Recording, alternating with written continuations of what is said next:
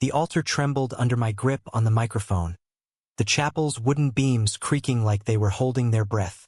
"I can't marry you, Wesley, without telling you this, without telling everyone," I said, my voice cracking like thunder over the Texas plains, eyes locked on the sea of stunned faces. My mother's gasp sliced through the murmurs, sharp as the knife she'd once twisted into my soul. But I was done bleeding in silence. It was supposed to be the happiest day of my life, that sweltering June afternoon in the old Baptist chapel outside Austin. Wesley and I had poured our hearts into every detail. The wildflower garlands we'd foraged from the hill country, the playlist of indie folk tunes that played softly during the cocktail hour, the rainbow flags discreetly pinned inside our lapels like secret talismans. We'd met 3 years earlier at a dive bar in East Austin, the kind with sticky floors and neon signs buzzing like fireflies. He was nursing a Shiner Bock, sketching tattoos on a napkin, dragons and roses intertwined, fierce and tender. I was fresh out of that hellhole they called rehab, pretending to laugh at bad karaoke while my insides churned with the ghosts of what I'd survived. Our first date was at Barton Springs, diving into that cool, emerald pool under the live oaks, the water washing away the salt of my unspoken scars. Wesley had this way of seeing me, really seeing me without prying. "You're like a storm cloud with sunlight breaking through," he'd said, floating on his back beside me, his dark curls slicked back, hazel eyes catching the dappled light. I fell hard, fast. His laugh that rumbled like distant thunder, the way he traced lazy circles on my palm during late-night drives along the Colorado River, whispering dreams of a life unapologetic and free. But freedom? That word tasted like ash back then.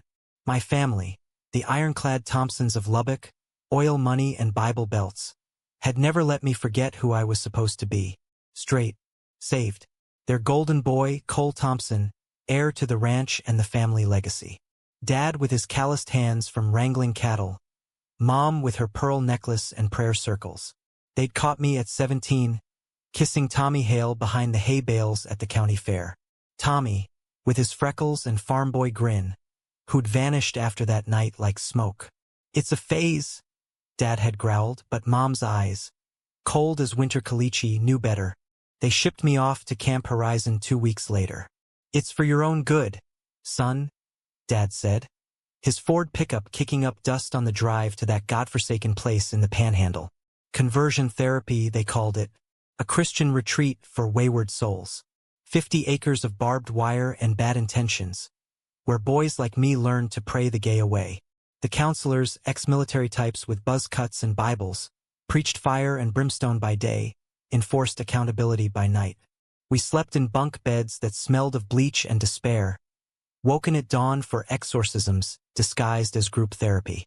I remember the first night clearest, the one that clawed into my dreams for years. They herded us into a circle under the floodlights, forcing us to confess our sins, while they filmed it for progress reports. My turn came, and the words stuck like burrs in my throat. I kissed a boy. Laughter rippled from the older kids, the ones broken in already. But the lead counselor, Brother Elias, leaned in close, his breath hot with menthol. "That's not confession, Cole. That's abomination. Say it right. Lord, deliver me from this demon." I choked it out, tears burning, but inside, something feral stirred, a spark they couldn't drown. The days blurred into a gauntlet of aversion training. They'd show us grainy videos of deviant acts, shadowy figures embracing, then blast us with electric shocks via these wristbands they called reminders.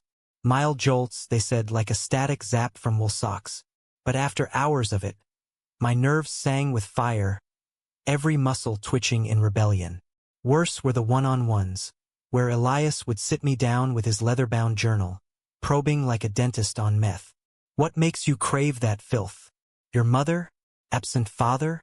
Or is it the devil whispering sweet nothings?" I'd stare at the floor, wooden planks scarred from pacing feet, and lie through my teeth.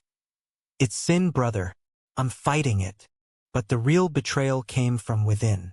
There was another boy, Micah, 18, from some nowhere town in Oklahoma, with eyes like smoked quartz and a voice that hummed hymns off-key. We weren't supposed to talk after lights out, but bunked side by side, we'd whisper in the dark. Stories of home, of the lives we'd left. My sister's getting married next summer, he'd say. And I was gonna be best man. Now, they think I'm possessed. One night, the air thick with summer storm scent, our hands brushed under the thin blanket. Not seeking, just needing. A touch fleeting as a moth's wing. But Elias caught the footage on the hidden cams. Next morning, Micah was gone. Dragged out at dawn, screaming my name as the van doors slammed. They pinned it on me, of course. Temptation incarnate, Elias called me, isolating me in the reflection cabin. A shed with a dirt floor and a single bulb swinging like a noose. No food for 2 days, just water and psalms recited on loop through a speaker. I scratched prayers into the walls. Not to God, but to Micah, to Tommy, to the boy I'd buried under layers of shame. When they finally let me out, I was hollowed, a shell nodding along to their sermons. Progress, they reported to my parents. Dad wired the tuition check that afternoon. I graduated Camp Horizon a month later, 18 and armored in denial. Back home, I played the part, church suppers, dating Sarah Lynn from youth group, even enrolling at Texas A&M for agribusiness. But the cracks showed. Nightmares of shocks and whispers. A bar fight in College Station where I decked a frat boy for slinging slurs. And then Austin, the city that breathed easy, where I transferred to UT for journalism, chasing stories that mattered. Queer kids lost in the system, farms folding under corporate greed. That's where Wesley found me, or I found him, in that bar with the napkin sketches. Our love unfolded slow, like a road trip through Big Bend at dusk. Picnics by Lady Bird Lake, where he'd read me poetry from his beat-up Ginsberg collection. Road trips to Marfa, chasing mystery lights under star-crusted skies. He knew about the camp before we said, "I love you." I'd confessed it one rainy night in his tiny apartment, curled on his thrift store couch, his fingers combing my hair as sobs racked me. "They tried to electrocute the gay out of me," I whispered. Wesley didn't flinch. "Then they failed spectacularly," he murmured, kissing my temple. "Because here you are, all lightning and heart." We got engaged on a whim, last New Year's, fireworks exploding over Zilker Park. He knelt in the grass, ring from a pawn shop glinting, simple silver band etched with Stormbreaker. My family? They hadn't spoken to me since the relapse letter I'd sent 2 years in, admitting I was done pretending. But Mom reached out 6 months ago, voice quivering over the phone. "We're trying Cole. For the wedding. We'll come. Show the world grace." Dad grunted assent in the background. I wanted to believe it. Human hearts, after all, could bend. The rehearsal dinner was a tightrope.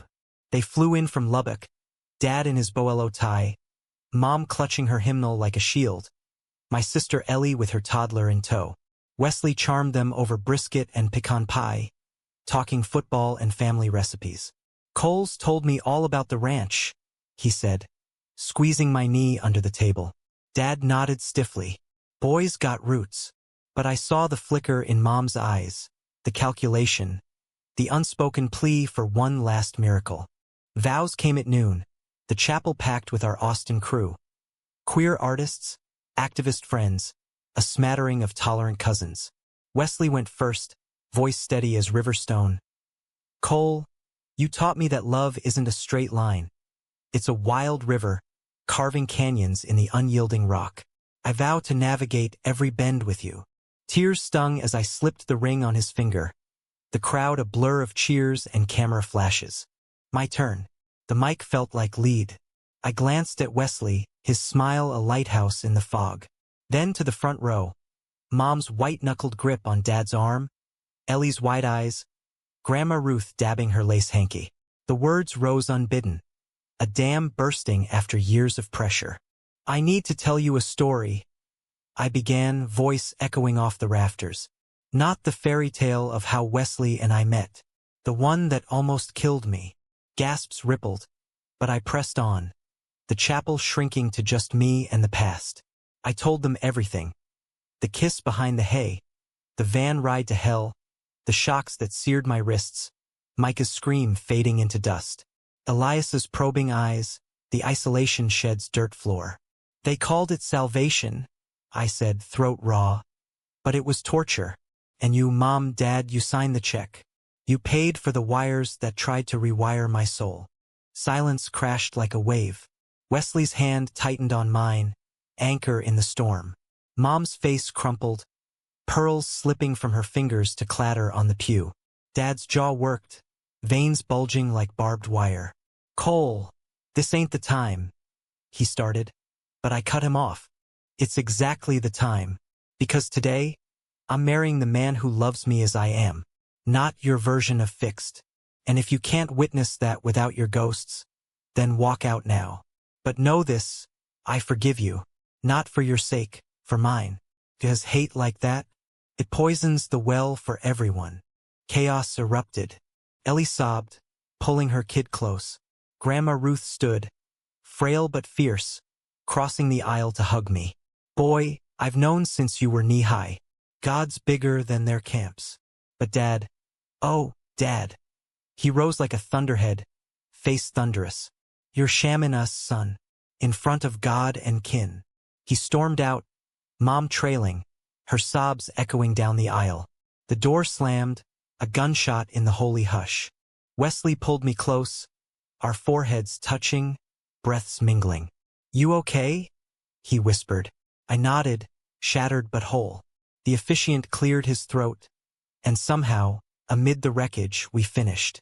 Do you, Cole Thompson, take this man? I do, I said, clearer than ever.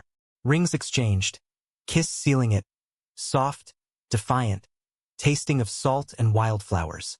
The reception was a wake and a rebirth. Friends toasted with Shiner and stories, dancing under string lights to Wagon Wheel. Ellie texted apologies, promising therapy for the family rift. Mom called it dusk, voice breaking. We were scared, Cole, of losing you to the world. But we lost you to our fear. Dad? Radio silence for weeks, but a package arrived months later. A deed to a plot on the ranch, scrawled note. Build your life here. Roots run deep. It's been a year now. Wesley and I turned that dirt into a tiny farm, goats, lavender fields, a studio where he tattoos stories onto skin.